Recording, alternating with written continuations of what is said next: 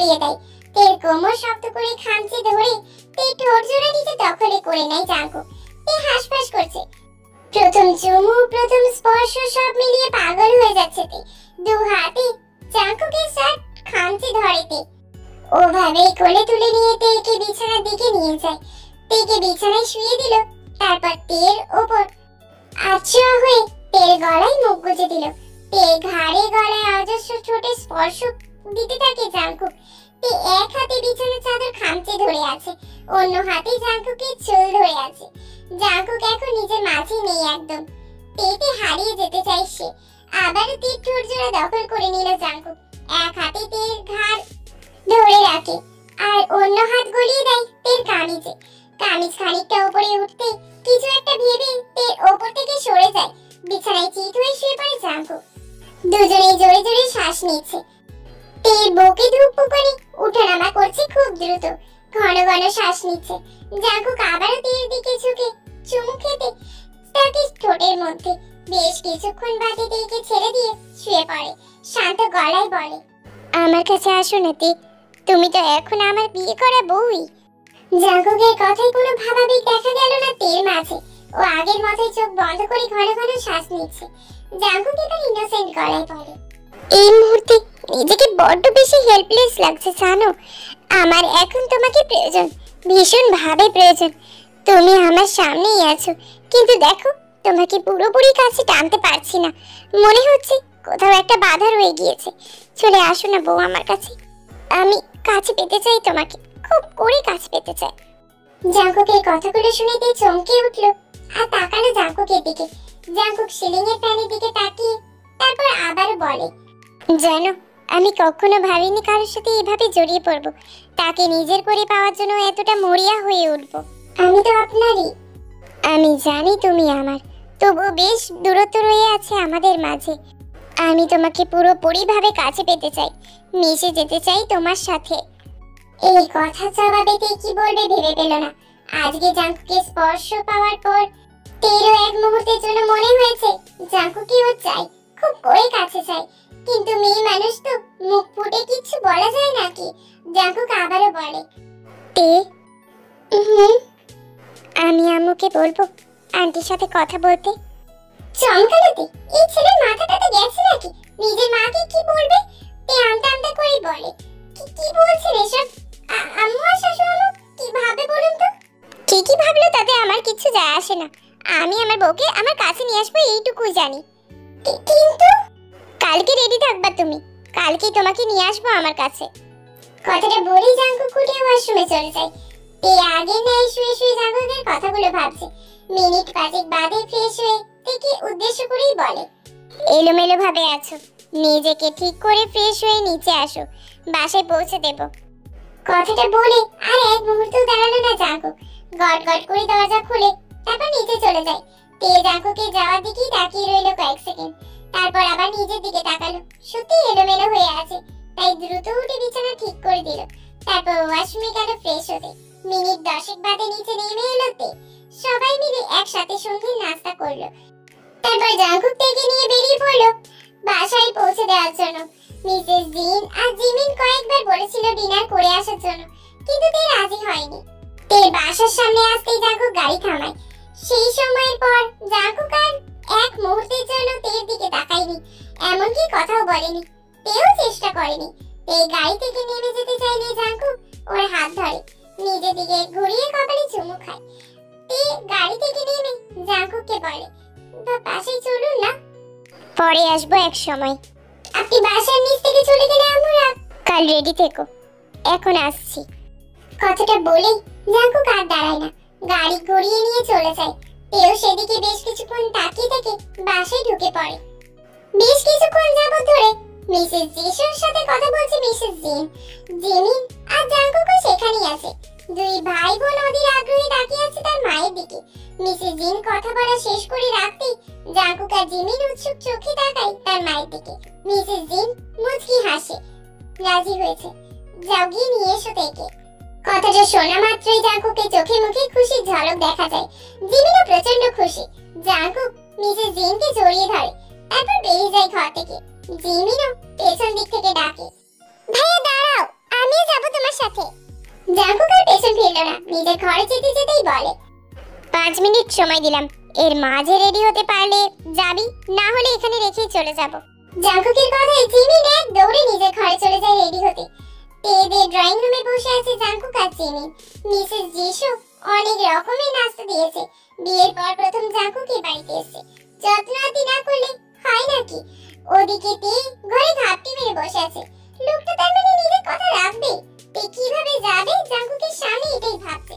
কাল রাতের বিষয়গুলো এখনো তের মাথায় ঘুরপাক খাচ্ছে, কথাগুলো ভেবেই গা শিরশির করছে। মিসেস জিসু বেশ কয়েকবার ডাক দিয়েছে, কিন্তু তে বেরই হচ্ছে না। এবার জিমিন গেল তেকে ডাকতে। তে বিছানার এক কোণে বসেছিল। জিমিন তেকে এক পাশ থেকে জড়িয়ে ধরে। কি ভাবি, ব্যাপারটা কি?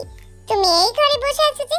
ওদিকে আমার ভাইয়া তোমার অপেক্ষায় বসে আছে, একবার আমার ভাইকে দর্শন দাও। মজা নিচ্ছিস তাই না? মজা নেব কেন, সত্যিটাই বললাম। তুই আমার ভাবিই লাগিস তো। ভাবিকে ভাবি ডাকবো না তো কি ডাকবো? আগে যেমন ছিলাম তেমনই থাকবো। ভাইয়ার সামনে তোর নাম ধরে ডাকলে ভাইয়া চটে যাবে। ভাইয়া আমার থেকে কত বড় জানিস? আর সেই ভাইয়ার বউ তুই, সুতরাং তুই সম্পর্কে আমার থেকে বড়। বড় ভাইয়ের সামনে বউকে নাম ধরে ডাকি তাহলে কি বলবে বলতো? তোর ভাইকে আমি দেখে নেব। ও বাবা, এখন থেকেই দেখা দেখি হচ্ছে নাকি? তুই চোখ রাঙিয়ে তাকায় জেমিনের দিকে। আচ্ছা দোস্ত, কাল কিছু হয়েছিল তোদের মাঝে? না মানে দেখলাম ভাইয়া দরজা খুলে হনু নিয়ে রুম থেকে বেরিয়ে গেল। খানিক বাদে তুইও ভাইয়া রুম থেকে বের হলি, তারপর দুজন দুজনের দিকে একবারের জন্য তাকাসনি। তোদের চোখে মুখে কেমন একটা লজ্জা লজ্জা ভাব ছিল। আর আজকেই বা ভাইয়া হুট করে আমাদের বাড়ি নিয়ে যেতে চাইলো তোকে। আর এমন ভাবে জিদ ধরলো কেন? কাল কি রোম্যান্স টোম্যান্স করেছিলি নাকি, যার জন্য ভাইয়া তোকে সারা এক মুহূর্ত থাকতে পারছে না? এবার ভীষণ লজ্জা পেল, তবুও সেটা মুখে প্রকাশ করলো না। কি যাতা বলছিস তুই? যাতা না, একদম ঠিক বলছি। আচ্ছা, কিস টিস করেছিলি অন্তত, তাই না? এবার বল না, কিছু হয়েছে তোদের? এবার দেখ, লজ্জা ভাবটা বেশ ফুটে উঠলো। আর লুকিয়ে রাখতে পারলো না, গাল দুটো টমেটোর মতো লাল হয়ে গেছে। জিমিন মুচকি হাসে। বাবা, ক্লাস করছিস? তার মানে নিচে ভাইয়া কাল। ওফ, জানা ইয়ার। আচ্ছা আর হাসছি না। আর তবে আজ রাতে তোদের মাঝে কি কি হবে সেটা বলবি আমায়, নয়তো খবর আছে তোর। তুই প্রকুচকে পেল। এই মেয়েটাও না বড় বেশি ফাজিল, একদম ভাইয়ের মতো। যেমন ভাই তেমন বোন হবে। কথাটা ভেবে দীর্ঘশ্বাস ছাড়লো তে। কিচেন থেকে মিসেস জিসু আবারও ডাক দিল তেকে। তে এবার না বসে গুটি সুটি পায়ে বেরিয়ে গেল ঘর থেকে। একেবারে রাতে ডিনার করে তেদের বাসা থেকে বেরিয়েছে জাঙ্কুক। আসার সময় তে মিসেস জিসু আর জেহকে জড়িয়ে ধরে সে কি কান্না। জিমিন বেশ কষ্টে বুঝিয়ে শুনিয়ে তেকে শান্ত করে, তারপর সবার থেকে বিদায় নিয়ে বেরিয়ে পড়ে বাসার উদ্দেশ্যে। জিমিনের ঘরে বসে দুই বান্ধবী জম্পেশ ভাবে আড্ডা দিচ্ছে। ওদিকে জাঙ্কুক নিজের ঘরে বসে অপেক্ষা করছে তের জন্য, কিন্তু তের আসার কোনো নামগন্ধই নেই। বেশ কয়েকবার তেকে টেক্সট করেছে জাঙ্কুক, কিন্তু তে সিন করে রেখে দিয়েছে, কোনো রিপ্লাই অবধি দেয়নি। এবার বেশ রাগ হলো জাঙ্কুকে। ধৈর্য হারা হয়ে পা বাড়ালো জিমিনের ঘরের দিকে। জাঙ্কুকের উপস্থিতি জিমিন আর তে আড্ডায় ব্যাঘাত ঘটায়। জিমিন ভ্রু কুঁচকে তাকায়। কি চাই? জাঙ্কুক বাক্য ব্যয় করতে চায় না, কোলে তুলে নেয় তেকে। বউকে চাই, নিয়ে গেলাম। কথাটা বলেই জিমিনকে আর কিছু বলার সুযোগ না দিয়ে নিজের ঘরে চলে যায় জাঙ্কুক। তেকে বিছানায় বসিয়ে দিয়ে দরজাটা আটকে লাইট অফ করে দিল। তারপর তে পাশে গিয়ে বসে। তে বলে, আপনি এভাবে জিমিনের সামনে থেকে আমাকে কোলে নিয়ে এলেন কেন? কি ভাবলো জিমিন? যা ভাবার ভাবুক, আই ডোন্ট কেয়ার। তোমাকে এতগুলো টেক্সট করে যে ঘরে আসতে বলছি, আসুনি কেন? ইচ্ছে হয়নি। তোমার ইচ্ছের উপর ডিপেন্ড করে চলতে হবে আমায়? তুই কিছু বলো না। জাঙ্কুক তেকে নিজের কাছে টেনে আনে। দূরে দূরে কেন থাকতে চাও তুমি? তে জাঙ্কুকের গলা জড়িয়ে ধরে তারপর বলে, আমি দূরে দূরে থাকতে আপনি যে ফেস এক্সপ্রেশন দেন ওটা আমার দেখতে খুব ভালো লাগে বলে ইনোসেন্ট হাসি দেয় তে। জাঙ্কুক তিন নাকে নাক ঘষে দিয়ে তারপর বলে, কিন্তু আমার এই দূরত্বটা একদম ভালো লাগে না বউ। তে জাঙ্কুকের গালে বেশ জোরে কামড় দেয়। জাঙ্কুক একটু টু শব্দ করে না, বরং উপভোগ করলো বিষয়টা। জাঙ্কুক আরো শক্ত করে জড়িয়ে ধরলো তেকে। তে বেশ কিছুক্ষণ জাঙ্কুকের গাল কামড়ে ধরে রেখে ছেড়ে দিল। জাঙ্কুকের ফর্সা গালে কামড়ের দাগ বসে গেছে। তে কামড় দেওয়ার স্থানে চুমু দেয়। দূরত্বই ভালোবাসার প্রখরতা বোঝায়। জাঙ্কুক টুক করে তের ঠোঁটে চুমু খায়, তের ঘাড়ে নাক ঘষে নেশালা কণ্ঠেই বলে, কিছু কিছু সময় ভালোবাসার প্রখরতা বুঝতেই দূরত্বটা খোঁজাতেও হয়। সকালবেলায় ঘুম ভেঙে নিজেকে এলোমেলো অবস্থায় দেখে কাল রাতের কথা মনে পড়ে গেল তের। ঠোঁটের কোণে মৃদু হাসি ফুটে উঠল। পাশে তাকিয়ে জাঙ্কুককে দেখতে না পেয়ে সারা রুমে চোখ বোলায়, কোথাও নেই জাঙ্কুক। তে জামা কাপড় গায়ে জড়িয়ে দাঁড়ালো বিছানা থেকে। এক সময় জাঙ্কুক ব্যালকনি থেকে রুমে আসে। জাঙ্কুককে দেখে তে সেদিকে ওড়না খুঁজতে থাকে। ওড়না না পেয়ে চাদর টেনে ধরে আর গায়ে জড়িয়ে ধরে। জাঙ্কুক হেসে তে পেছন থেকে জড়িয়ে ধরে। এই ব্যাপারে লজ্জা পেয়ে ঢেকে ফেলার কি আছে বউ? জাঙ্কুককে টেনে দূরে সরিয়ে দিতে চাইল তে, কিন্তু পারলো না। জাঙ্কুক আরো শক্ত করে জড়িয়ে ধরে ঘাড় থেকে চুল সরিয়ে শব্দ করে চুমু খেলো। তারপর কানের কাছে মুখ নিয়ে গিয়ে ফিসফিস কণ্ঠে বলে, কাল তোমার সবকিছু আমার দেখা হয়ে গেছে, ইনফ্যাক্ট স্পর্শ করা। ছি, অশুভ একটা। কাল যখন প্র্যাকটিক্যালি করছিলাম তখন তো অশুভ বলনি, আর আজ মুখে বলাতে আমার গায়ে অশুভের তকমা লাগিয়ে দিচ্ছ। দিস ইজ নট ফেয়ার বউ। শাওয়ারে যাব। জাঙ্কুক তের গা থেকে চাদর সরিয়ে কোলে তুলে নেয়। হ্যাঁ তো চলো না, একসাথেই শাওয়ার নেব। কথাটা বলেই তের দিকে তাকালো জাঙ্কুক। তে মৃদু হেসে জাঙ্কুকের গলা জড়িয়ে ধরে। জাঙ্কুক এক গাল হেসে তেকে নিয়ে পা বাড়ায় ওয়াশরুমের দিকে। জাঙ্কুক তে আর জিমিনকে ভার্সিটির সামনে নামিয়ে দেয়, তারপর অফিস চলে যায়। দুই বান্ধবী কথা বলতে বলতে ক্লাসের দিকে এগোচ্ছে। আর আজ ইয়নও আসেনি, তাই ওরা দুজনেই আছে। তে বলে, সুগা ভাইয়ের সাথে কি ঝগড়া হয়েছে তোর?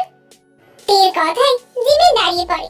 তের দিকে তাকিয়ে ভ্রু কুঁচকে জিজ্ঞেস করে, কেন, সুগা তোকে কিছু বলেছে? টেক্সট করছিল আমায়। তুই নাকি ভাইয়ার টেক্সটে রিপ্লাই দিচ্ছিস না, ফোন ধরছিস না। ধরবো না আর। হ্যাঁ, কেন? সুগার ওই ধলা বিল্লাইটার একটা কাজিন ওর একটা পিক নিয়ে নিজের আইডিতে আপলোড করেছে, আবার ক্যাপশন দিছে, আজ তো এক ভালোবাসা। হ্যাঁ তো মানে ওই আয়ু আপু যদি ভাইয়ার ছবি আপলোড করে এমন ক্যাপশন দিত তো রাগ হতো না? আমারও রাগ হয়েছে। আমি সুগাকে বলেছি পিক ডিলিট করে দেওয়ার জন্য বলতে, কিন্তু ওই ধলা বিল্লাইটা আমার কথা পাত্তা দিল না, উল্টে এক গাল হেসে ওকে সিরিয়াসলি নেওয়ার কিচ্ছু নেই এটা বললো। আরো বলে ওদের কাজিন মহলে নাকি এরকম হয়ই মজা। তাহলে আর কি, ভাইয়া তো মজাই করে বলেছে। আমার জিনিসকে আমি কাউকে মজা করতে দেব না, সুগা একান্তই আমার, সেখানে ওকে নিয়ে ওর কাজিন এরকম কিছু আপলোড করবে কেন? বুঝলাম, তুই এই নিয়ে রাগের বসে ফোন ধরছিস না। জিমিন কিছু বললো না, কেউ আর কিছু জানতে চাইলো না।